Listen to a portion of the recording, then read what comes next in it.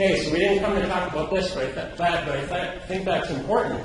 So let's talk a little bit about business planning then. So if you're an entrepreneur and you're a risk taker and you're a maverick and you're out there following your gut and you're spontaneous, why would you business plan? That doesn't make any sense, right? You're supposed to be out there just doing. But the truth is that business planning is a critical component to success. You need to set up business models that make sense on paper. Because as we're walking around and we're excited about business ideas that we might have, anybody can make those work in their head, right? In my head, I can have a great customer base. I can have awesome employees. I can have the best priced product, and so on. But something magic happens when you have to put it down on paper and forced to justify your assumptions. It's all there, black and white, and you think it might work, but maybe it doesn't. And that's not the end of the world either. Because we know, as Valerie said, let the business plan, the way we put it is, let the business plan drive your business model, not the other way around. Everybody thinks, I've got this business model, it's going to work, I just need to put it on paper. But the truth is, as you're writing that business plan, your model's changing and your business is getting better and better. So let your business plan drive your business model. So why do we plan?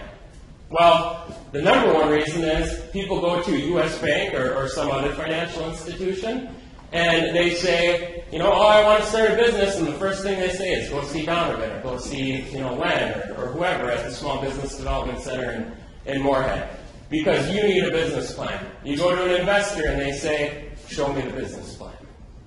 Okay? So the number one reason is to raise capital. The number two reason is to formulate a strategy. And a strategy is simply the competitive advantage that your business is going to have. You need to answer the question, why should customers buy from me versus anybody else? What makes me special? What makes me unique? Right? And we call this too a dramatic difference. What makes you dramatically different? And in that dramatic difference, there has to be benefits to the customer. It can't just be weird, right? It also has to be something that the customer values. So the second one is to formulate a strategy. The third one then is to determine feasibility. Feasibility is whether or not this business is going to be successful. A business plan and financial projections are not just a wag. Right? What's a wag? A wild-ass guess. They're not. They're not just a wag, okay? This is videotaped. I probably shouldn't be cursing. Determine feasibility. So, in determining feasibility, what's the number one reason why people say businesses fail? Who can tell me? Somebody. Why do businesses fail? They run out of money. Yeah, cash. Greenbacks, Benjamins, right? They run out of money. But I'm here to tell you the number one reason why businesses fail is not because they run out of money. It's because they think they're going to make money before they actually make money. What does that mean? That means they overestimate the sales that they're going to have. They think within 12 months, I can get to break-even point. And then they say, if I need 12 months to get to break-even point, then here's how much cash I need. And then it takes 18 months to get to break-even point, or 24 months to get to break-even point, and then what? Then they run out of money. So they run out of money because they're overly optimistic about their sales because they didn't do an appropriate amount of market research or guesswork or whatever. Okay, there's a little bit of art and a little bit of science in this. But my dad always says, Deej, whatever you think it's going to cost, double it and add 10%. And that's true of business too. However much money you think you're going to need, double it and add 10%. Okay? So determine feasibility. As we're going through this, you'll see a little bit later, the market section drives your sales projections, and the operations plan of the business plan is our expenses. So if we have sales minus expenses, we have profitability. Therefore, feasibility. The fourth one is opportunity discovery. Opportunity discovery is what we were just talking about, letting the business plan drive your business model. And I tell a story typically here. about a guy. I'm from Grand Forks, that's why I went to UND. I spent 4 years up there as a business consultant. And one time, a college student walked into my office and he said, "I want to start a 64-lane bowling alley." And I went, "That's great. How much money do you have?" And he said, "Well, I don't have any money, but, aren't there grants, or whatever to do this?" "No, there's no grants to start a bowling alley in Grand Forks." So, well, I said, "Okay, well, let's talk about it a little. Where do you want to do this bowling alley?" Well, at the time, this is where Texas Roadhouse is now. We wanted this lot out by Office Max.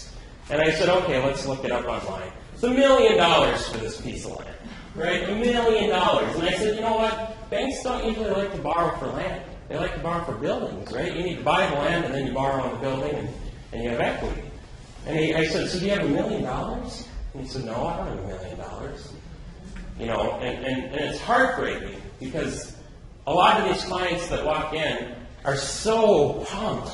They want to create jobs, and they want to do it for their community, and they might want to make a little bit of money, but surprisingly, money isn't always the driving factor. Most of the time, it's just this burning desire to own your own business and to do something for your community. But I said, okay, let's just throw that kind of aside and let's think about what other opportunities are there for you. So as we were going through this kind of verbal plan, he said, "Well, I'm from up in this part of North Dakota, I'm not going to say."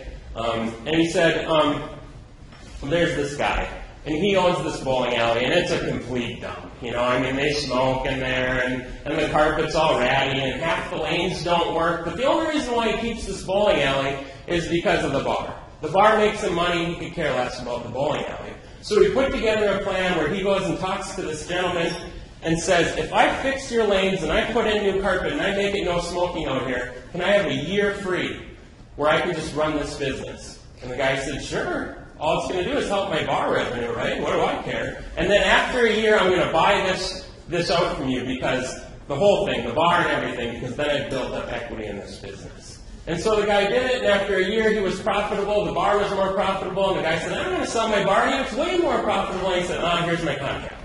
You already signed it too late. Here's the money. Boom, you're gone."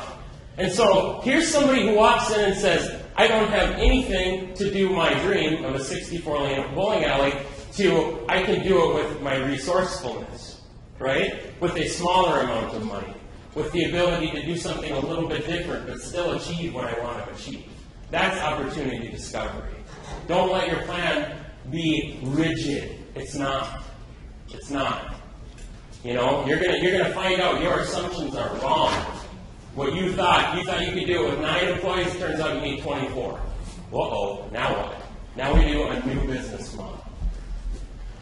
Resist the temptation to believe that you don't need a business plan. You can go on the internet where you can find dang near anything, right?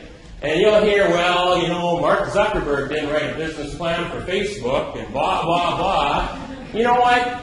We're probably not going to be Mark Zuckerberg. And good for him, right? That he didn't have to write a business plan as a billionaire.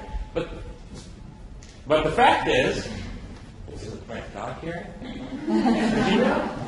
Okay, just making sure. The fact is that you can't prove a negative. You can't prove that Facebook wouldn't have been more successful faster had he written a business plan, right? So we don't know that whether or not this person or anybody else who wrote a business plan added to their success. But what we do know is that businesses that write a business plan are 2/3 more successful than those that don't. The failure rate is 2/3 less. Okay? We know that from the SBA Office of Advocacy that does studies on this stuff. So resist the temptation to believe that you don't need a plan.